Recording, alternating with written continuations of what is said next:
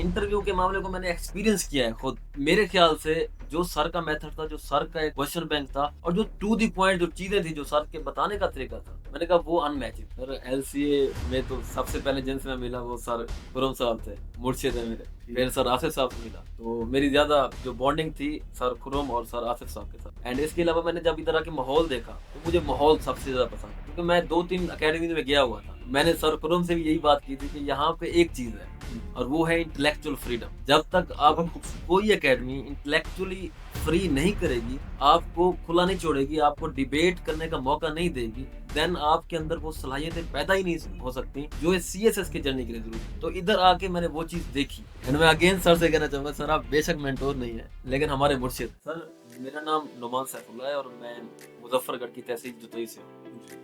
और अल्हम्दुलिल्लाह इस सीएसएस 2025 के रिजल्ट में मैंने आईएलएस में एलोकेशन हासिल की है और ऑल पाकिस्तान मेरा 89th पोजीशन पे। अपनी जर्नी के बारे में कुछ बताएं, क्या आपको मुश्किलात आई हैं और क्या किस तरह ये जर्नी आपकी तय हुई? सर मेरा जर्नी थोड़ा सा मुख्तलिफ मैं कहना चाहूँगा, क्योंकि मेरा जो एकेडमिक बैकग्राउंड था वो सोशल साइंसेज से रिलेटेड था ही नहीं। और सीएसएस के अगर हम पॉइंट ऑफ व्यू से देखें तो जितने भी एसेज आते हैं वो कभी मेडिकल के पॉइंट ऑफ व्यू से नहीं है, वो हमेशा आते हैं सोशल प्रॉब्लम्स के बारे में। जब मैं आया तो मैंने ऐसे में बहुत सी मिथ्स देखी। मैंने देखा कि लोग कह रहे थे कि ऐसे पास ही नहीं होता, ये नहीं होता, वो नहीं होता। एंड देन सर मैंने स्टडी करना शुरू की, मैंने न्यूज़पेपर से ही ऐसे को समझना शुरू किया। मैंने कहा न्यूज़पेपर से समझते हैं, एक्सपर्ट्स जो ओपिनियन लिखते हैं उससे सीखा। देन 2024 के अटेम्प्ट से एक दिन पहले मेरे दोस्त ने कहा कि यार जो तुमने ऐसे लिखा हुआ ना, मेरा जो मेंटोर है वो इसको 5 नंबर भी नहीं देगा। और मैं जब अटेम्प्ट देने गया तो मैंने उसके मेंटोर के मेथड को फॉलो कर दिया, तो उसके बाद उसको मेरे 11 नंबर। उसके बाद आया सीएसएस 2025। तो मैंने ये सोचा हुआ था कि मैंने कहा कि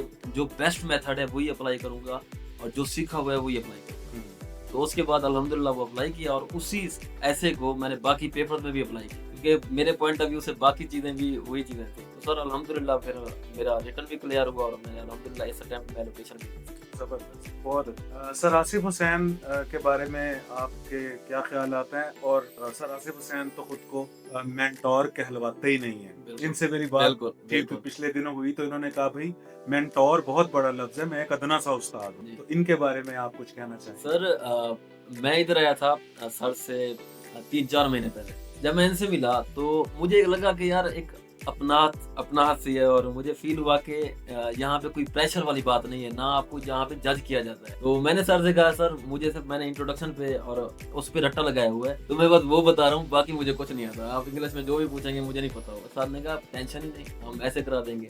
तो अल्हम्दुलिल्लाह सर की बदौलत सर ने 1-on-1 इधर वो करवाया और सर ने सही तरीके से एवेल्युएशन की। एंड इसके अलावा सर ने पैनल मॉक्स दिलवाए। मैंने 50 से ऊपर पैनल मॉक्स, और उन 50 के ऊपर पैनल मॉक्स की वजह से मेरी फ्लुएंसी जो थी इंग्लिश में वो काफी हद तक इम्प्रूव हुई। और इस मेंटोरशिप वाली बात पे मैं कहना चाहूंगा कि क्योंकि मैंने पहली अटेम्प्ट में ऐसे की वजह से मेरा वो मसला बना था, सो दैट्स व्हाई मैं क्रिटिकल था ऐसे को लेकर। तो मेरी एक दोस्त थी वो सर की स्टूडेंट थी, तो मैंने कहा यार सर तो बहुत इंटरव्यू के हवाले से तो बेस्ट टीचर मैंने अगर देखा है तो सर आसिफ, लेकिन मुझे ये बताओ कि सर ऐसे कैसा पढ़ा। तो मैंने कहा इसका मेथड मुझे बताओ। जब उसने मेथड बताया मैंने कहा यार ये वो मेथड है जो मैंने 2 साल बाद सीखा, ये क्रक्स है टोटल। और ये वो मेथड है, ये वो तरीकाकार है जिसके थ्रू आप 40 नहीं 50 से ऊपर लैंड कर। तो मैंने कहा कीप इट अप और आप बिल्कुल बेस्ट जगह पे। एंड मैं अगेन सर से कहना चाहूंगा सर आप बेशक मेंटोर नहीं है लेकिन हमारे मुर्शिद। एंड यकीन करें मैं भाई को भी कहता हूँ, अपने कजन्स को भी कहता हूँ, तो मैं खुरम साहब के लिए, सर आसिफ साहब के लिए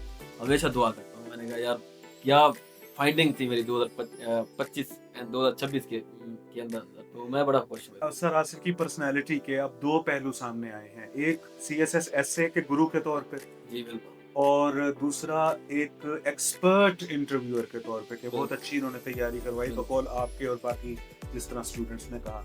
इन दोनों में से ये बेहतर कौन है? ज्यादा अच्छे ऐसे को एनालाइज करते हैं या ज्यादा अच्छा इंटरव्यू लें? सर की एक खासियत है, मैंने डायरेक्ट ऐसे नहीं पढ़ा, लेकिन मैंने अपने दोस्त से जो सर के बारे में सुना और जो मैंने मेथड देखा उसमें मैं इतना एनालाइज कर सकता हूँ कि सर ऐसे में तो बहुत बड़े एक्सपर्ट, इसमें कोई दो राय नहीं। लेकिन क्योंकि इंटरव्यू के मामले को मैंने एक्सपीरियंस किया है खुद, मेरे ख्याल से जो सर का मेथड था, जो सर का एक क्वेश्चन बैंक था और जो टू दी पॉइंट जो चीजें थी, जो सर के बताने का तरीका था, मैंने कहा वो अनमैचिंग। तो ये दोनों डिफरेंट चीजें हैं और सर दोनों में अल्हम्दुलिल्लाह एक्सपर्ट। तो मैं इसकी एग्जैजरेशन नहीं कर रहा और ये मैं रियलिटी बता रहा हूँ। LCA کے بارے میں کچھ اگر آپ ایز اے ہول انوائرمنٹ کے بارے میں جس طرح اور سٹاف ہے اس کے بارے میں کچھ اظہار خیال کرنا چاہیں؟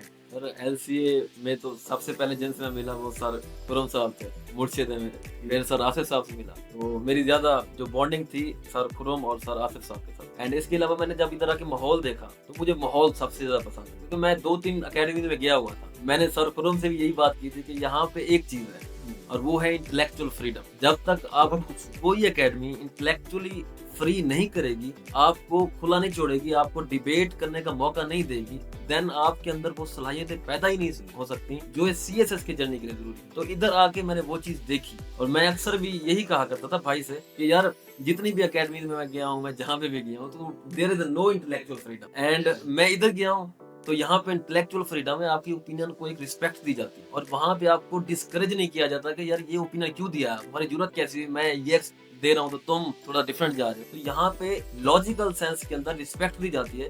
اگر اس کے اوپینین میں لاجک ہے دین یہاں پہ رسپیکٹ ملتی ہے. تو انٹلیکچوئل فریڈم کے حوالے سے میں LCA کو ضرور کریڈٹ دوں گا. انشاءاللہ میری یہی دعا ہے کہ LCA انشاءاللہ بہت آگے. ایک سوال سر میری طرف سے رہ جاتا ہے، مڈ نائٹ کلاسز کے بارے میں تمہارا کیا خیال ہے؟ جو سر مڈ نائٹ کلاسز وہ کلاسز جو میں سب سے زیادہ جس کو میں انجوائے کرتا ہوں. میں اکثر ایک لیکچر تو سن نہیں رہا ہوتا تھا لیکن جو سر کا طریقہ کار تھا چیزوں کو بتانے کا اینڈ سر کا جو اینڈ کرنے کا طریقہ تھا وہ بڑا انٹرسٹ، جس سے میرے پورے دن کی تھکاوٹ جو ہوتی تھی نا وہ بھی ختم ہو جاتی. وہ ایسا طریقہ تھا. وہ طریقہ یہ تھا کہ سر ایک تو مثالیں بہت اچھی دیتے اینڈ اس کے ساتھ ساتھ سر کہتے تھے دھنیہ واد. اور اس کے علاوہ میں سر کو تنگ کرنے کے لیے جان بوجھ کے اسٹیکر پہ اسٹیکر بھیج رہا ہوں، لیکن سر نے کبھی ایک بار بھی نہیں کہا کہ یار اسٹیکر نہ، کیونکہ سر کو بھی پتا تھا کہ یار جتنے بھی اسٹوڈنٹس بیٹھے ہوئے ہیں کوئی اس سے ڈائیورٹ نہیں ہو رہا.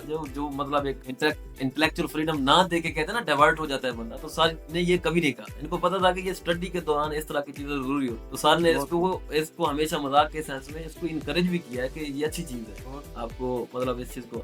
تو لیٹ نائٹ کلاسز میں یہ کہنا بہت اچھا. رات کو لوگ پڑھتے ہوتے تھے، بچے پڑھتے نہیں، لوگ کہتے ہیں 1 سے 2 بجے تک 1 بجے تک. ساروں میں تو کلاسز ہی ہماری مڈ نائٹ تھی اور پھر انٹرویو بھی اس کے بعد چلتے تھے. 10 سے 11 کلاس، کبھی 10:30 سے 11:30 12 میں کلاس، کبھی 11 سے 12:30 تک. اس کے بعد پھر انٹرویوز بھی چل رہے تھے. تو بچے ساری رات جاگے ہیں میرے ساتھ. تو یہ کہنا کہ جی بچے پڑھتے نہیں، جاگتے نہیں، پڑھے ہیں بہترین پڑھے اور رزلٹس آپ کے ساتھ. اور حیران کن بات یہ ہے کہ کیونکہ LCA میں ہی اب کافی سارے بچوں نے آ کے بات بتائی ہے کہ آپ لوگوں کے جو انٹرویوز تھے وہ صبح 5 بجے تک چلتے رہے ہیں، 3 بجے تک. بالکل چلتے رہے. اسٹرینج. میں رات والے تو کبھی اس میں حصہ نہیں لیا کیونکہ میں تھوڑا نیند کے بارے میں نا تھوڑا سیریس. کلاس کے بعد بھاگ دیتا تھا، رات انٹرویو نہیں دیتا. میں کہتا تھا یار 12 بجے کے بعد سو جانا ہے کیونکہ صبح جب میں اٹھتا تھا میری آنکھیں نہیں کھلتی. میں 8 گھنٹے تو لازمی ہر صورت نیند. اس وجہ سے لیٹ نائٹ والی تو میں انٹرویو نہیں دے سکا، لیکن کلاسز میں نے ریگولر. لیکن جو دن ٹائم والے انٹرویو تھے تو یہاں پہ میں نے دیکھے کہ 1-2 بجے سے سٹارٹ ہوتے تھے رات کے 8-9 بجے. میں خود ادھر آ کے 1 گھنٹے میں نے 2 انٹرویو دیے اور ڈفرینٹ پینلز کو. تو یہ چیز میں نے ایکسپیرینس کی اور جو کہ بہت ہی اچھی بات ہے. بہت خوب. آپ کی انٹلیکچوئل فریڈم والی بات بہت دل کو لگی ہے. بہت اچھے کمنٹس ہیں. تو گزارش آپ سے آخری یہ ہے کہ آپ خود بہت ذہین ہیں، آپ کے ڈسکورس سے پتہ چلا ہے، تو کوئی یوتھ کو پیغام دیں کہ ہماری جو یوتھ ہے وہ ایک پاتھ پہ چل رہی ہے. تو میں اپنی جو یوتھ ہے اس کو یہ پیغام دینا چاہوں گا کہ اگر آپ لوگ کوشش کرو اور پازیٹیو ڈائریکشن کی طرف چلو تو آپ کو بہت ہی اچھے ریزلٹ. میں یہ نہیں کہہ رہا کہ صرف CSS یا PMS کی طرف آ کے ہی آپ کو وہ پازیٹیو ریزلٹ ملے. آپ جس بھی جرنی میں، آپ IT سیکٹر میں ہو، آپ AI کے سیکٹر میں ہو، یا آپ کسی بھی سیکٹر میں ہو یا کسی بھی ایجوکیشنل ڈسکورس میں ہو، دین اگر آپ اس میں محنت، لگن اور کنسسٹنسی کے ساتھ چل رہے ہو تو آپ وہ اچیو کر سکتے ہو جو آپ کا خواب ہوتا ہے. تو میں اگین یہی کہنا چاہوں گا کہ سوشل میڈیا میں جو سو کال جو جین زی کے حوالے سے میمز بنی ہوئی ہیں، تو جین زی کے حوالے سے جو میمز ہیں ان سے دور ہٹیں، ان میمز سے ہٹیں. اور اس کے علاوہ آپ ٹوٹل کوشش کریں اپنے خوابوں کو ریالٹی میں بدلنے. اور یقین کریں میں نے وہ اس چیز کو فیل کیا جب میں نے فیملی کو بتایا کہ الحمدللہ آپ کا بیٹا جو ہے وہ بن چکا ہے اسسٹنٹ کمشنر. اینڈ یقین کریں وہ فیلنگ میں ابھی تک نہیں بھول پا. اور یہی میں چاہتا ہوں کہ یوتھ جو ہے یہ پولیٹیکل ڈسکورسز سے، یہ جو ڈیماگوگز ہمیں وہ کرتے ہیں اور اس کے علاوہ پروپیگنڈا کر کے ہمارے مائنڈ سیٹ کو خراب کرتے ہیں، تو اس چیز سے دور رہیں اور اپنے جو خواب ہیں ان کو ریالٹی میں بدلنے کے لیے اس کی طرف قدم بڑھائیں. Thank you very much. It is an honor to meet you. Thank you so much. Thank you.